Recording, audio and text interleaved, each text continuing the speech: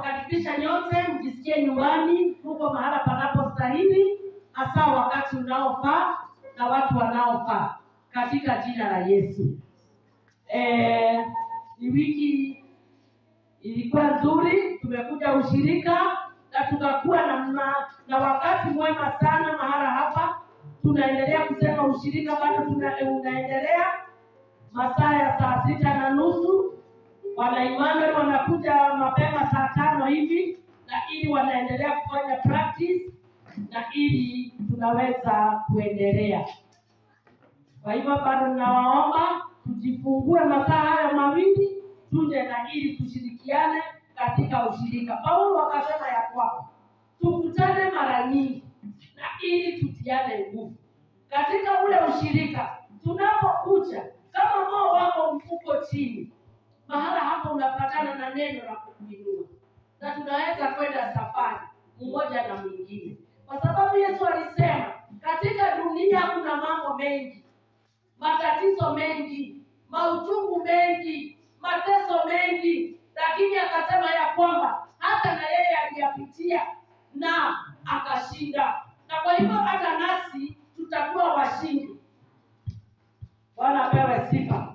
Na ili kufika katika ushirika, unasikia ushuhuda. Kwanza last tulikuwa na maushuhuda ya ajabu ya kutiana nguvu ya yale yametendeka. Kwa hivyo jaoni wote na ili tuweze kuwa kwa ushirika. Nimefurahi kuwaona kwa pamoja nanyi.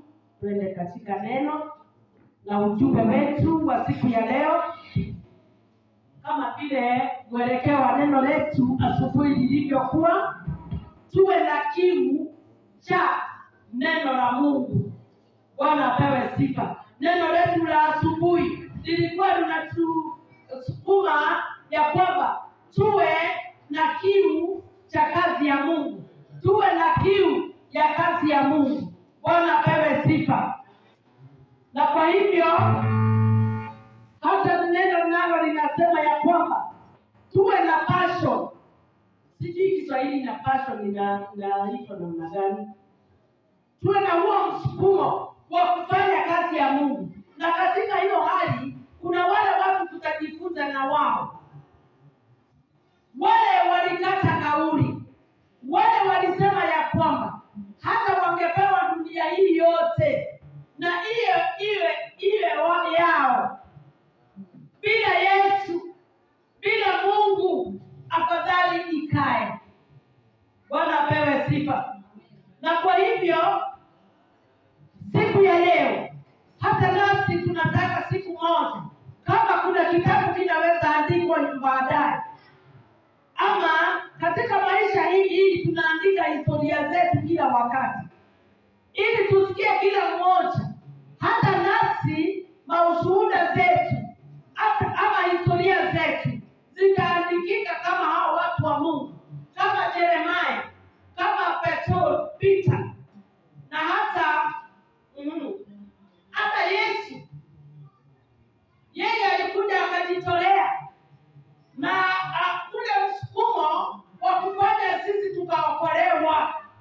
Hakujali yale alitendewa, hakujali mateso yale alitendewa. Yeye aliendelea na kusukuma, hata kama ni kifo aliendelea tu, na alijua hao watu hawana huruma, wataenda kumudhiaki, wataenda kumpigia hata misumari, wataenda kumfanyia mambo yoyote mabaya, lakini bado hakukata tamaa. Hivyo ndivyo tunatakiwa nasi tusikie ya kwamba hakuna kitu kitatuzuilia kumtafuta huyu Mungu wetu. Hakuna kitu kitakuja katikati yetu na huyu Mungu kituzuie maombezi, ituzuie kutendea Mungu kazi, ituzuie hata kwenda katika nyumba ya Bwana. Ni kwa sababu Yesu hakuangalia hali. Kulikuwa watu walikuwa na msengenya wakisema, sasa huyu sikana nika kijana na yule fundi wa mbao. Hata kama alisikia mambo kama hayo, Yesu hakukata tamaa. Hakurudi nyuma kwa sababu alisengenywa. Hakurudi nyuma hata kama walimdharau, hata kama walimuonyesha kwa uwazi. Yesu hakurudi nyuma. Kuna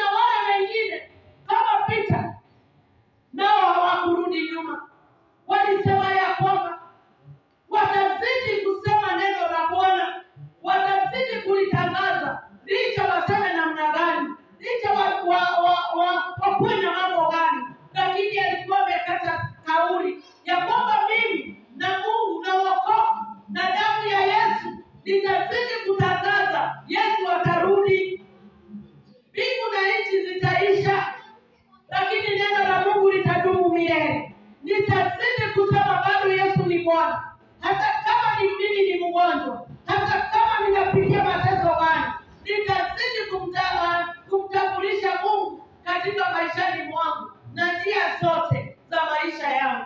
Bwana apewe sifa. Naomba hata nasi tuchukue nafasi ya watu kama hao waliweza kukata kauli nzuri ya kwamba hata kama mateso yatakufika wapi, hata kama utapatana na shida za aina gani, hakika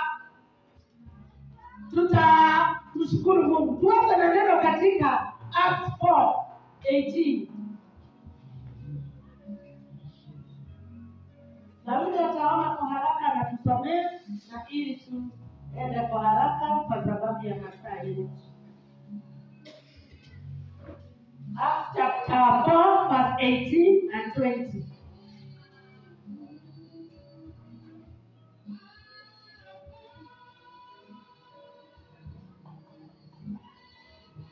Petro akawa amejaa Roho Mtakatifu, akajibu, enyi watawala. Acts 4:18-20.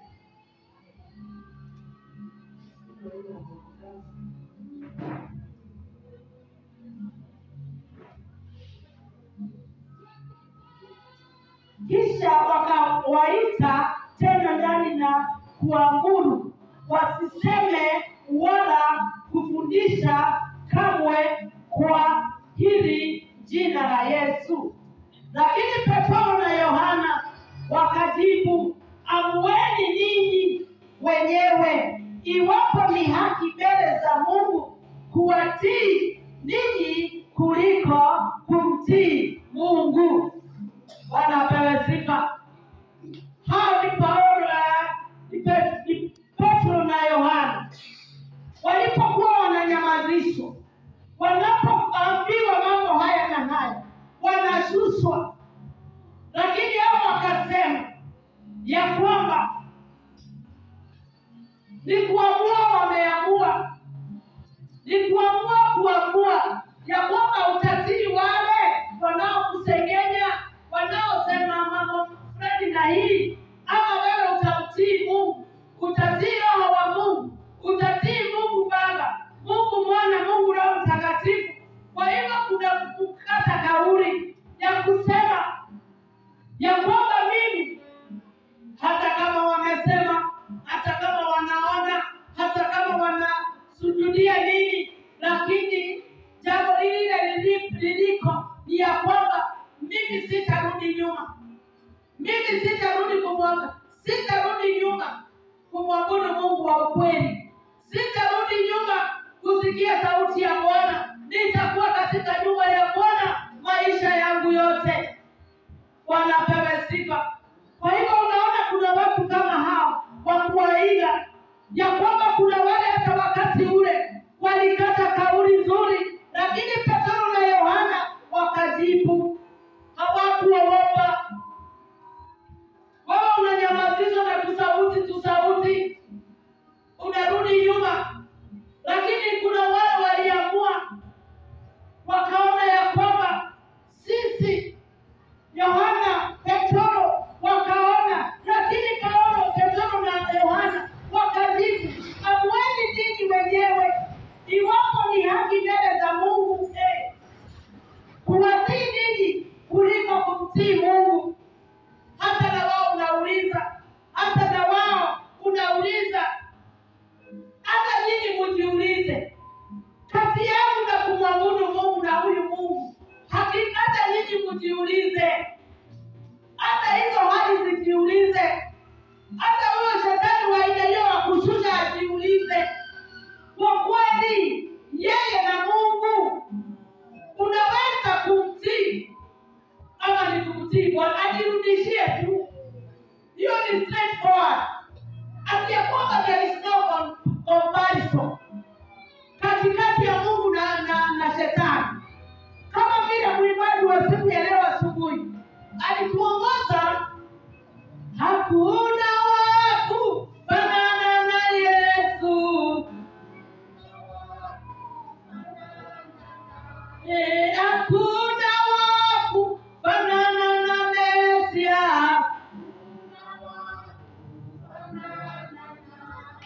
Yeye ni Bwana.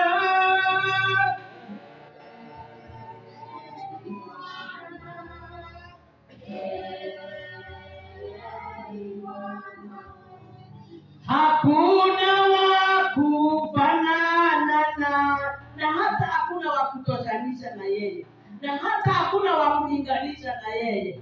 Hakuna hali hata moja utalinganisha Mungu wetu na yeye. Bwana apewe sifa. Kwa hivyo tuwe na uamuzi mzuri ya kwamba wewe ukate kauli ya moyo wako ya kwamba kunyeshe kuwe jua, utaamua kumtukuza huyu Mungu peke yake katika jina la Yesu. Hebu tuone watu wengine, na ili siku ile itaandikika barua hizo ya kwamba itasemekana ni wewe Wanjiko, ni wewe Kamau, ama mwingine yote ona jina lako, ati ya kwamba uliulizwa, hebu ni wewe hiyo hali, na wewe ni nani nitaweza tumikia?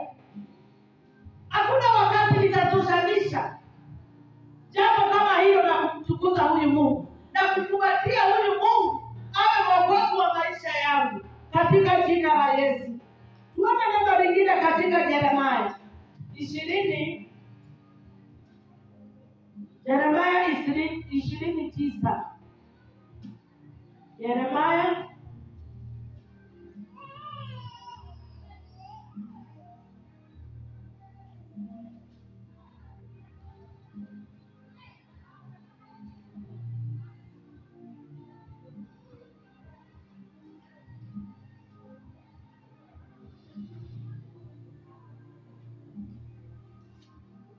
tisa.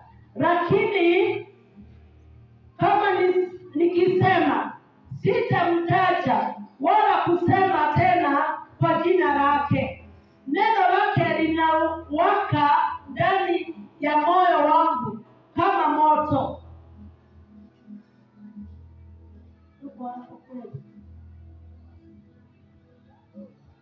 20 verse 9.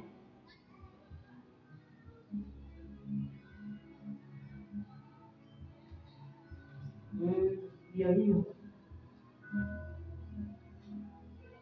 Lakini kama nikisema sitataja wala kusema tena kwa jina lake, neno lake linawaka ndani ya moyo wangu kama moto, moto uliofungwa ndani ya mifupa yangu. Nimechoka sana kwa kulizuia ndani mwangu, kweli siwezi kujizuia. Bwana apewe sifa. Huyo naye ni Yeremia alisema ya kwamba yeye hataweza kujizuia kusema neno la Mungu, hataweza kujizuilia kuja katika nyumba ya Mungu, kuja katika ushirika, hata kama kunanyesha, kama wakati tulikuwa hapa mvua kubwa ikanyesha kabisa yenye ilitufungia hapa. Lakini Yeremia, na wewe unasema ya kwamba hutazuiliwa kwenda ushirika, hutazuiliwa kuja katika kanisa, hutazuiliwa kufanya kazi ya Bwana katika jina la Yesu. Kwa hivyo tusikie ya kwamba hakuna kile kitu kitatuzuilia maishani mwetu. Tusiweke kitu chochote kitakacholinganishwa na kumtumikia Mungu wetu. Ni kwa sababu hata neno linasema mahala pengine ya kwamba mateso haya tunaona tukiwa duniani, imani ni machache sana, ni kidogo sana kulinganishwa na wema na utukufu ule tutakuwa naye mbinguni. Kwa hivyo hata kama unateseka, teseka ukisukumana na kwenda kufanya kazi ya Mungu. Ni kwa sababu baada ya mambo hayo utaweza kuwa na wakati mzuri wa milele na milele, ukiwa salama, bila magonjwa, bila njaa, bila umaskini, bila mateso ya aina fulani, bila vifo, katika jina la Yesu. Kwa hivyo tujitie nguvu, ndugu na wadada, tusiwe na kitu kitakachotuzuilia kufanyia huyu Mungu wetu kazi katika jina la Yesu. Tusome katika Galatia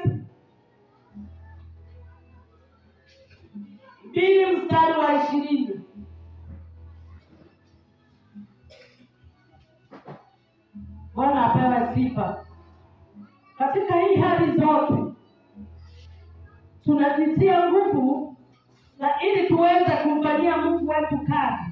Ni kwa sababu ana mshahara mikononi, katika jina la Yesu.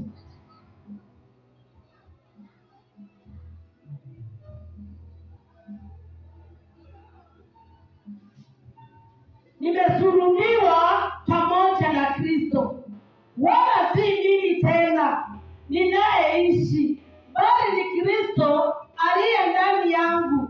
Uhai nilio nao sasa katika mwili ninaishi kwa imani ya mwana wa Mungu aliyenipenda na kujitoa kwa ajili yangu. Bwana apewe sifa. Sasa kuna pahali panafika, nasema ya kwamba sasa sio mimi, sasa siendi na nguvu zangu, sasa siendi na mafikira yangu, lakini sasa naomba Roho Mtakatifu kwa kila njia ukaniongoza. Wewe ujipatiane kwake Mungu, ujipatiane na mambo yako yote. Hebu usiwe ni wewe tena, kama vile Paulo alisema, sasa sio mimi. Ni kwa sababu gani? Nimejipatiana kwa Mungu, nikafa na Kristo, nikafufuka. Sasa mimi siko na mwili wa kitambo, sasa mimi ni mwili mpya, ninataka mambo mapya. Wakati sikumjua Yesu, nilikuwa katika kifo cha dhambi, lakini sasa nilipompokea, sasa sio mimi tena, sasa ni Mungu anatawala ndani ya maisha yangu. Ni kwa nini? Kwa wakati huu hata ukinidhihaki, mimi sitakudhihaki. Hata ukinisengenya, mimi sitakusengenya. Hata ukinichapa, mimi sitakuchapa. Bwana apewe sifa. Kwa sababu sasa sio mimi, ni kusema aje, utajiripishia.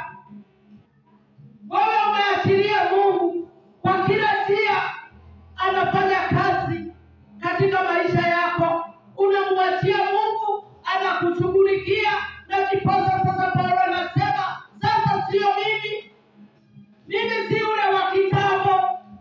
Mimi sasa si ule mlikuwa mnajua. Alikuwa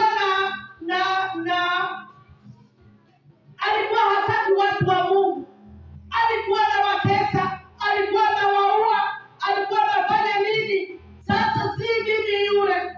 Mimi sasa ni kiumbe kipya, nilipooshwa na damu ya Yesu. Sasa sio mimi. Ukinitukana sitakutukana, bali ninajiachilia kwa Mungu. Ukinisema mimi sitakusema, sitakuuliza, kuna mambo sitafanya. Ni kwa sababu mimi ni kiumbe kipya. Bwana apewe sifa. Kwa hivyo hata nasi tujue ya kwamba kuna mambo sio sehemu yetu, kuna mambo hayatakuwa yetu. Ni kwa sababu damu ile ilituosha, ni damu ya dhamana, ni damu ina nguvu, ni damu inaweza. Na kwa hivyo tunajiachilia mikononi mwake Mungu akatuongoza. Zaidi ya yote, mwalimu mzuri Roho Mtakatifu akatupatia, na ili aweze kutufundisha, na ili tuwe watu wana hekima na njia ya kiungu. Hata ukiteswa na njia hii, wewe utatafuta msaada na njia zingine. Wewe utakaa tu kwa Mungu. Wewe utajua ya kwamba sitabadilika na hali, ni kwa sababu nimeoshwa na damu ya Yesu, kwa sababu ninamngoja Mungu. Siku moja ninajua yeye si mdanganyifu, atakuja kwa wakati na akapumuzishe waliofanya kazi ngumu, akawapumuzisha na kazi zao. Wanapewe sifa, na matendo yako ndio itakufuata. Kwa hivyo tuombe Mungu, uone ya kwamba wewe binafsi unafanyia Mungu nini, unafanya jambo gani ya kumfurahisha Mungu. Ni kwa sababu yeye ndio ako na mshahara. Mshahara wa kazi hii tunafanya, uko tuna Mungu.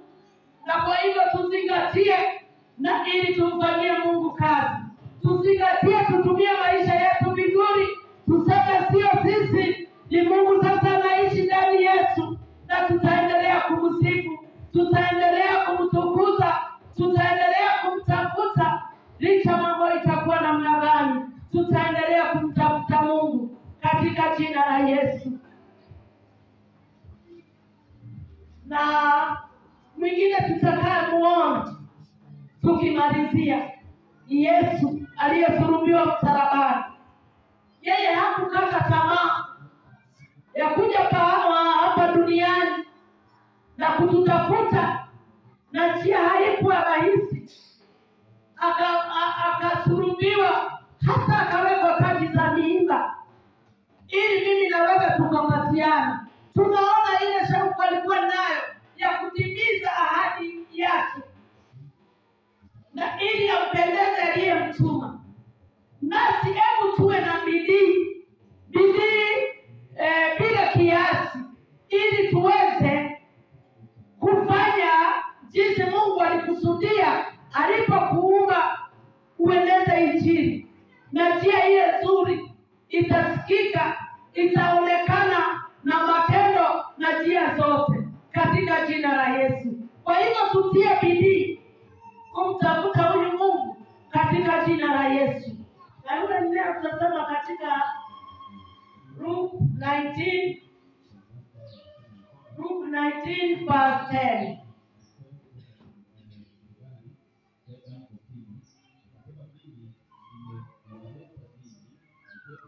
Luke 19 verse 10.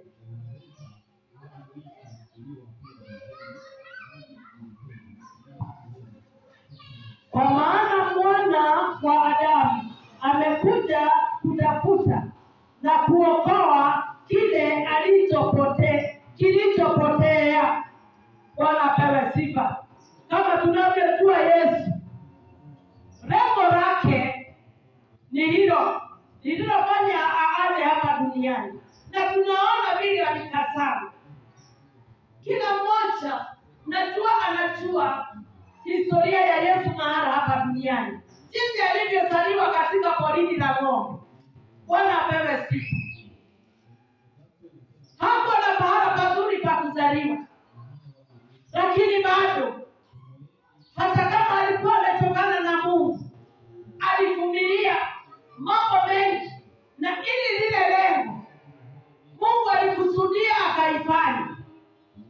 Yeye hakubadilika, kwa sababu hali zilikuwa ngumu. Hata mahala pengine akasema kama ni pendo lako Mungu, niondolee hiki kikombe. Kilikuwa kichungu.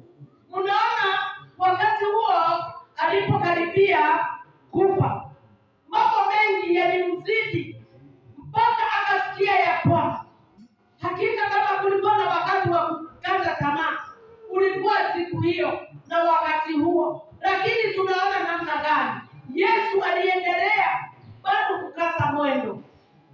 Hata kama ulikuwa namna gani, aliendelea kukasa mwendo, ya kwamba hata tingizika.